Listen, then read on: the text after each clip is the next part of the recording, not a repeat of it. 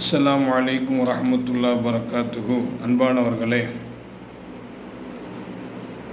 அல்லாஹு தஆலா தன்னுடைய அருள்மறையாம் திருமறையிலே இப்படி கூறுவான், மா யல்ஃபிது மின் கௌலின் இல்லா லதைஹி ரகீபுன் அதீத்.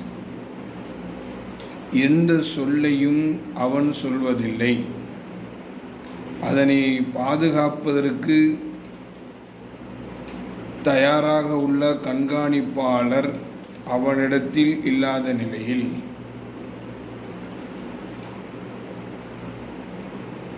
இந்த வசனத்தில்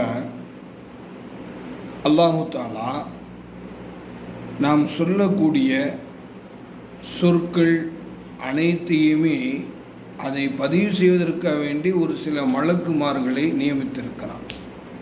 நம்ம என்ன சொன்னாலும் என்ன செஞ்சாலும் அதை உடனே பதிவேட்டில் அவர்கள் அதை பதிவு செய்து விடுவார்கள், எழுதி விடுவார்கள்.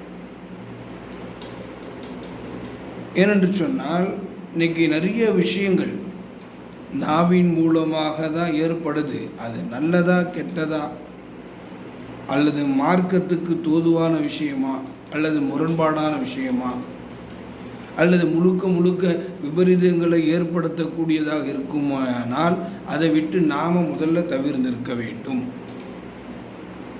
ஏன்னா நாவின் மூலமாக ஏற்படக்கூடிய விபரீதங்கள் ஏராளம்.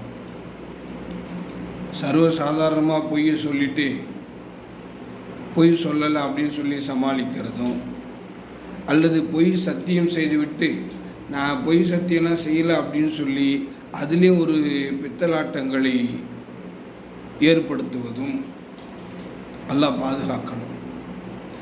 பெருமானார் ஸல்லல்லாஹு அலைஹி வஸல்லம் அவர்கள், நீங்கள் 2 விஷயங்களுக்கு பொறுப்பேற்று கொண்டால் நீங்கள் சுவனம் செல்வதற்கு நான் பொறுப்பேற்றுக் கொள்கிறேன் என்பதாக வாக்குறுதி அளித்திருக்கிறார்கள்.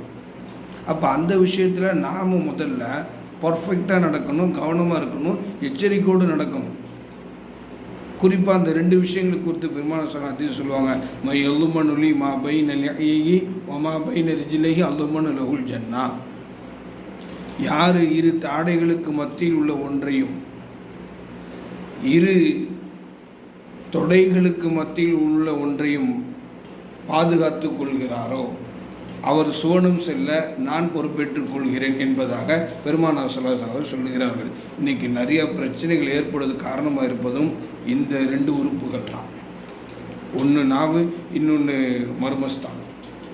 ஆக எல்லாம் வல்ல அல்லாஹ் நம் எல்லோரையும் இந்த உலகத்தில் வாழும் காலமெல்லாம் அல்லாஹ்க்கும் ரசூலுக்கும் அடிபணிந்து நடக்கக்கூடியவர்களாக, பேசினால் நல்லதே பேசக்கூடியவர்களாக, அல்லது நாம் ஒன்று சொல்ல போய் அதன் மூலமாக வேறு ஏதாவது நெருக்கடியோ முசீபத்தோ தொல்லையோ வறுமையானால் அப்போ அந்த விஷயத்தில் நம்ம கவனம் செலுத்தாமல் அதை அப்படியே விட்டுவிடுவது நல்லது. ஆக எல்லாம் அல்லாஹ் நாம் எல்லோரையும் நாவின் மூலமாக ஏற்படக்கூடிய எல்லா விதமான பிரச்சனைகளை விட்டு, நெருக்கடிகளை விட்டு, தொல்லையை விட்டு அல்லாஹ் தஆலா நம் எல்லோரையும் பாதுகாத்து நல்ல விஷயங்களை பேசுவதற்கும் தீய விஷயங்களிலிருந்து தவிர்ந்து இருப்பதற்கும் எல்லாம் வல்ல அல்லாஹ் நம் எல்லோருக்கும் அருள் பாலிப்பானாக. அஸ்ஸலாமு அலைக்கும் வரஹ்மத்துல்லாஹி வபரகாத்துஹு.